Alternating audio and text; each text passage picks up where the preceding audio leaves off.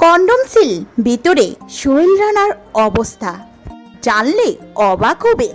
রামেসার ঘটনা আদালতের রায় ঘোষণার পর থেকে কন্ডম সিলের অন্ধকার পকেটে বন্দি জীবন কাটছে প্রধান ঘাতক সোহেল রানার। দিন যত গড়াচ্ছে তার অবধারিত মৃত্যুর সময় ততই ঘনিয়ে আসছে। আর এই শেষ সময় এসে চরম মানসিক বিপর্যয় ও অনুশোচনায় দিন কাটাচ্ছে সোহেল। কারাগারের নিয়ম অনুযায়ী তাকে প্রতিদিন খাবার দেয়া হচ্ছে। সূত্রে জানা যায় সোহেল এখন বেশিরভাগ সময় ডুকরি ডুকরি কাঁদেন।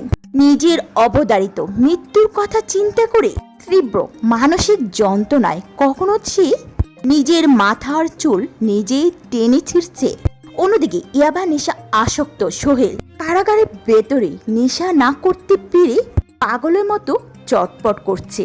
কখনো দেয়ালে মাথা ঢুকছে, কখনো বা পুলিশের কাছে আবদার করছে তাকে মানসিক শান্তির জন্য ইয়াবার ব্যবস্থা করে দিতে। একদিকে নেশার কষ্ট, অন্যদিকে মানসিক চাপ। সে দিন দিন পাগলের মতন বক বক করছে। কাকে কি বলছে অনবরত কথা বলেই যাচ্ছে। মাদকাসক্ত সোহেলকে পুলিশের পক্ষে কন্ট্রোল করা খুবই কষ্টদায়ক হয়ে পড়ছে। কখনো কখনো উচ্চস্বরে হাসতেছে, আবার কখনো নিজে নিজে কথা বলছে। এই জন্য এক ভয়ঙ্কর অন্য রূপ সোহেলের। সোহেলকে রাখা হয়েছে কন্ডেন্স সেলে। আপনাদের হয়তোবা মনে হতে পারে কন্ডেন্স সেল মানে হলো অন্ধকার চার দেয়াল, সেখানে হয়তো একাকী এবং নিঃসঙ্গ অবস্থায় ফেলে রাখা হয়। কিন্তু ধারণাটি সম্পূর্ণ। কারা অধিদপ্তরের নিয়ম অনুযায়ী সর্বোচ্চ সাজাপ্রাপ্ত বন্দীদের কখনোই জেলে একা রাখা হয় না। এর পেছনেও রয়েছে আরেকটি কারণ। যখন কোনো মানুষ জানতে পারে যে তার জীবনের সমাপ্তি একটি নির্দিষ্ট চূড়ান্ত সাজার মাধ্যমে হতে যাচ্ছে, তখন সে মানসিকভাবে বিপর্যস্ত, মানসিক ভারসাম্য পুরোপুরি হারিয়ে ফেলে।